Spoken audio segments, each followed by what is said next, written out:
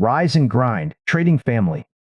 Monday, May 18th, 2026, and the world did not take the weekend off.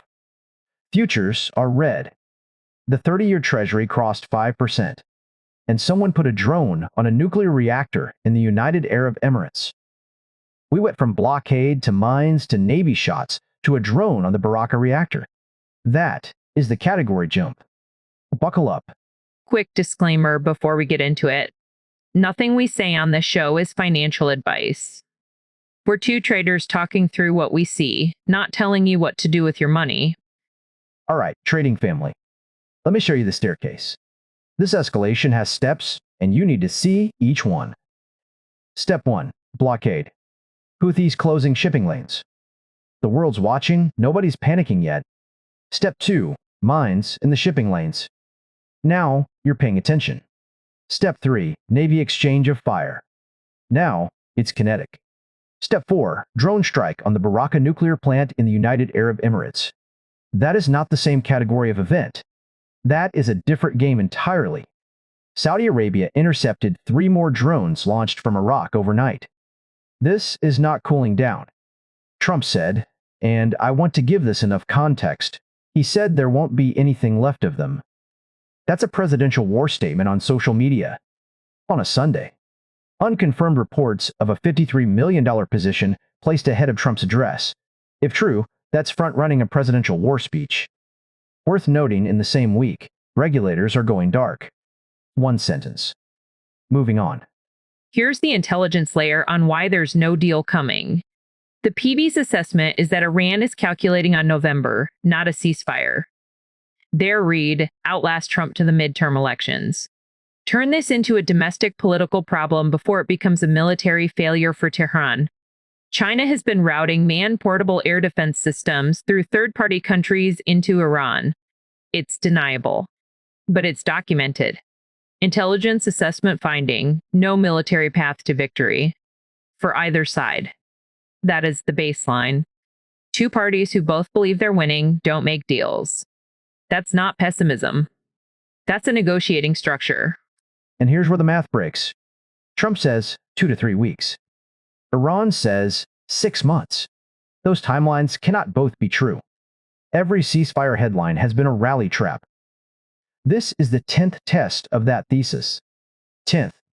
Don't trade the headline. Trade the structure. The structure says no deal. Moving on to the bond market. While everyone was watching missiles, the 30-year Treasury quietly crossed a level. Bank of America has been flagging for months. Bank of America cut growth to 2.3% and raised inflation to 3.6% in the same report. Then they used the word stagflation. Out loud.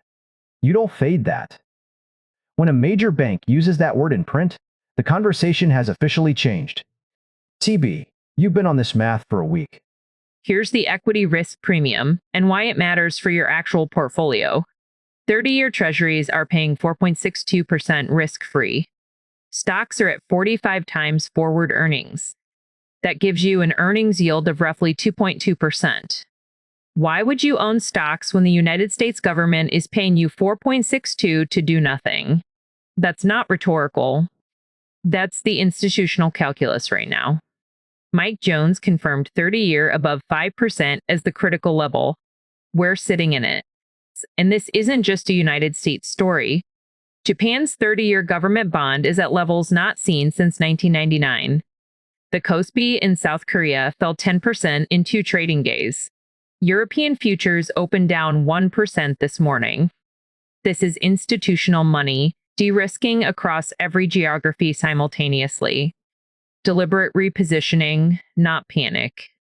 Slow leak. Not a crash signal. But the leak is louder than it was last week. When Bank of America says stagflation out loud, you file it. The mainstream wall cracked. Now, China. Because China is the most important player in this war, and they are not even in it. China stopped buying crude. Cut demand by roughly 1 million barrels per day. That is why oil sits at $102 and not $120. China is holding the ceiling. They can buy Iranian oil through back channels, stop global stockpiling to cap prices. Use demand as leverage in both directions at the same time. It's a two-speed energy market. China gets discounted Iranian crude through the Iranian Revolutionary Guard Corps EC corridor. The rest of the world pays $102 spot, two prices for the same barrel. When that pricing gap becomes permanent infrastructure, the energy market is structurally different. This is not a spike story. This is a bifurcation story. One forward-looking beat before we get to NVIDIA. Cisco's CEO mentioned something called mythos at an enterprise conference. 90 days ago, nobody in enterprise was talking about it. Now it's their number one conversation topic. The framing is security risk, which is unlocking deferred infrastructure budgets. That's an artificial intelligence adoption signal from a hardware CEO. Second wave enterprise spend is real. And now the main event. Wednesday night.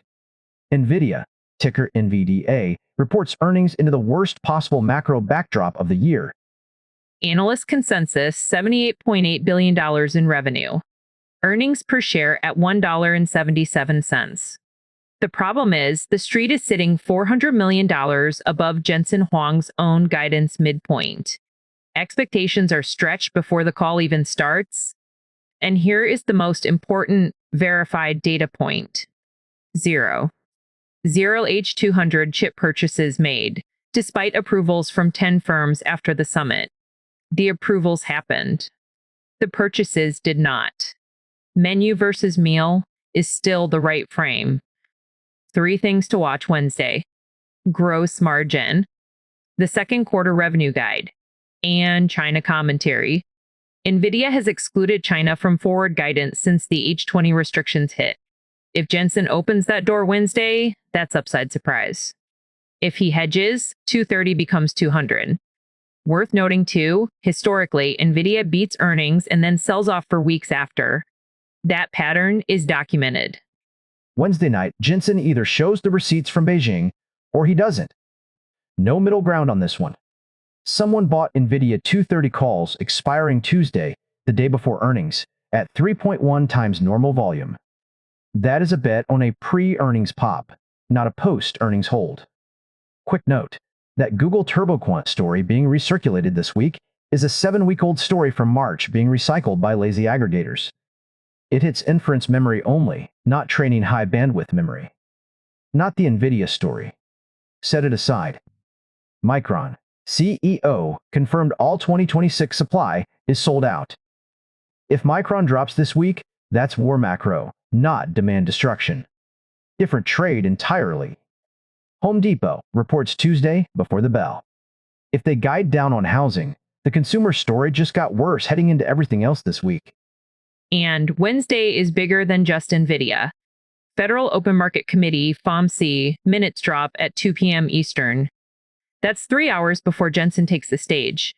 Thursday, unemployment claims, Philly Fed, and Flash Purchasing Managers Index, PMI. This week does not let up. Okay, one real good thing. SpaceX confirmed. Big breeze. Pricing June 11th, listing June 12th. Ticker SPCX. BlackRock is reportedly considering $5 to $10 billion. Target valuation is $2 trillion. I called this in April. This is the trade of 2026. The honest question, though, does this land clean if the Middle East is still on fire in June? That's what I'm watching. All right. My books. TFT system. $111,000 in equity. 69% cash. 5 positions sitting. Advanced Micro Devices, IMD, biggest loser, negative $983. Stop sitting at 4018. One bad open and it's gone. Amazon has a stop anomaly I'm flagging. Canadian Solar is within 2 cents of stopping out. System is doing exactly what it should, sitting heavy cash while the world figures itself out. Wave Trader. The board says 2 positions. 6th time this year, that number is wrong. Real count, 14 positions. $119,017 in equity. Cycle profit and loss is negative $14,228. One winner in Phase Energy ENPH. Hit all 3 targets. Up $491.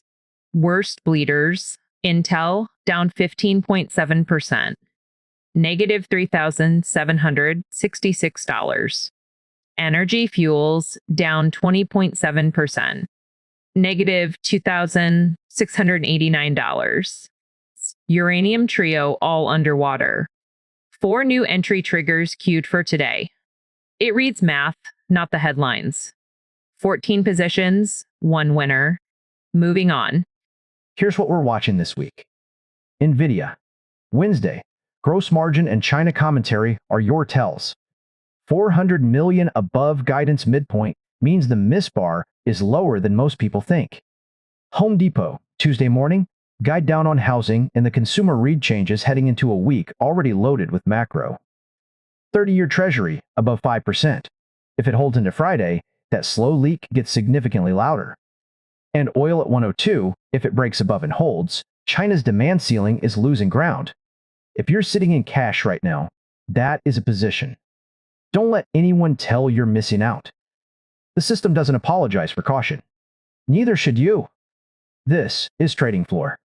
Wild card out. In a week where the ladder keeps climbing, sometimes standing on the ground is the sharpest move you can make. See you tomorrow, trading family.